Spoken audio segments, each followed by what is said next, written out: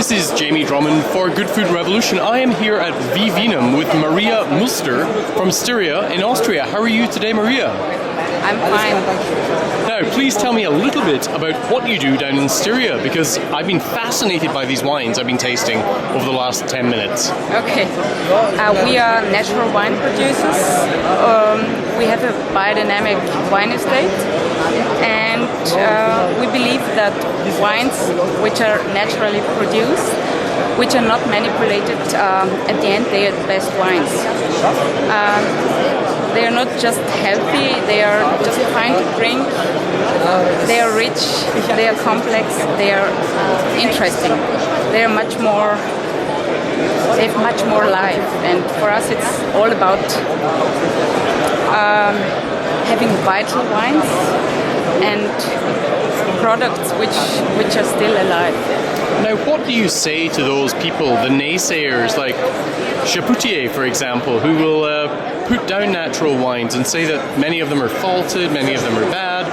The wines that I tasted from you today, I thought they were all really rather good. But what do you say to those people who speak about drinking the natural wine Kool-Aid, or as if it's some kind of cult? Yeah.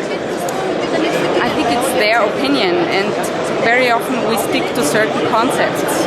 But I'm always for new things. You have to go for new things and get new experiences and to open somehow old concepts.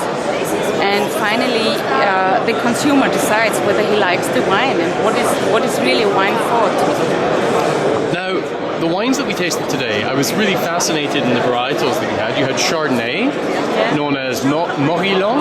Yes. How do you pronounce it? Is it Morillon or in our area, in Styria, they say Morillon. Morillon. But it comes from France. Yes. So Chardonnay, Morillon, Sauvignon Blanc. Yes, Sauvignon Blanc. And what else do you have down there? We have Welschriesling. It's kind of Riesling Italico. We have Muscatella. That's also very common in our area. Chardonnay, Sauvignon, Muscatella, Morillon, and we have also a small range of red wines. These are cool climate red wines.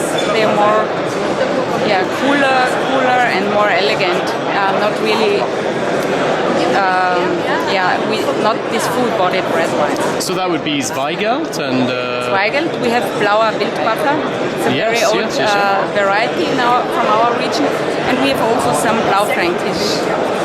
Now, I was tasting some of your orange wines just a moment ago. Tell me a little bit about your experiment with orange wines. Yeah, we started with the orange wines in 2005. Orange wines, my husband, he experienced and he's playing with that style of wine. We like it very much because it's very natural, and we keep them between 2 weeks up to 1 year in big casks. They are very low in sulfite. We don't filter the wines. I mean, the orange is also not the others. Then we take them out and bottle, and our main part is to observe how is the wine doing in the cask. Now, you did have some experiments with Qvevri for a while. Yeah, we did that.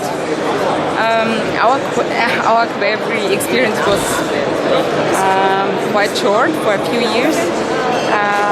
We found out for us it was too difficult because we had the Qvevris outside on a south slope, so we couldn't control them. And we brought the wines now back to the cellar where we have the constant temperature, and so it's easier to keep them without sulfite and on the mash and make the fermentation there.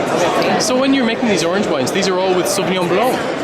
Yes, and we have one which is also blended Sauvignon and Morillon. That's Erde. That's the one you know already. Now, please tell me a little about these wonderful clay vessels that you have instead of bottles. Yeah, right. We bottled some wines in clay bottles and some in glass bottles, and we were observing how do they age. And for these kind of wines, for the orange wines, we really found out that they age much better in the clay bottles. So they are more full-bodied and probably, they are opening up faster and they are aging very harmonious. Well, they are very, very beautiful bottles, I have to say. Now, I'm quite fascinated by this soil type that you have in your region. There's some down here. Yeah, it's called Opok. In our case, Opok is a kind of limestone.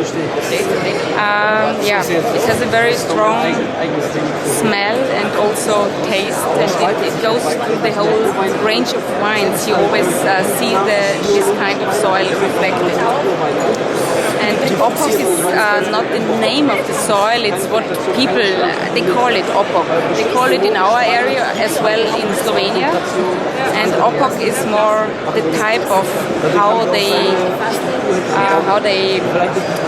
got pressed. Somehow it was like pressed under with a just forget this. I just don't know how to express it. Compressed, I suppose. They got compressed without air, you know, and so they got really hard.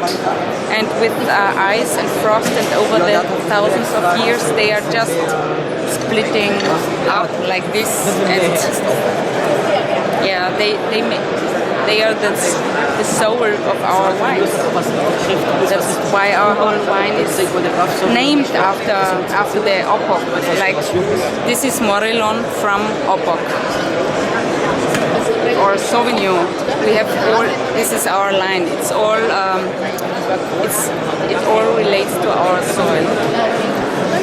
Maria Muster, thank you very much for joining us at Good Food Revolution today, and thank you for taking us through tasting of your marvelous wines. Very much appreciated. Oh, thank you. Bye for now.